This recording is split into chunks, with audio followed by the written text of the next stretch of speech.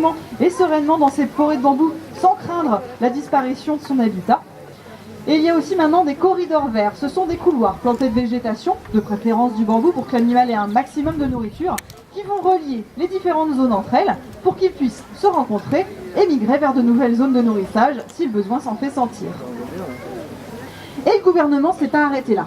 Il a aussi créé 2 bases de conservation et de reproduction du panda géant. Je vous ai parlé tout à l'heure de celle de Chengdu, où sont nés justement d'ailleurs nos 2 individus.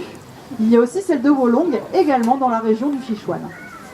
Le transfert entre parcs zoologiques, ça va permettre plusieurs choses. Déjà, ça va vous permettre à vous de pouvoir observer cet animal extrêmement rare. Ça va nous permettre à nous de vous parler aussi des menaces qui pèsent sur lui, ainsi que des menaces qui pèsent sur tous les animaux en général, puisque le panda géant est vraiment une espèce porte-drapeau par excellence pour la conservation de la faune et de la biodiversité. Je vous ai parlé des caméras de surveillance tout à l'heure. On participe aujourd'hui au programme scientifique pour la conservation du panda géant dans son milieu naturel.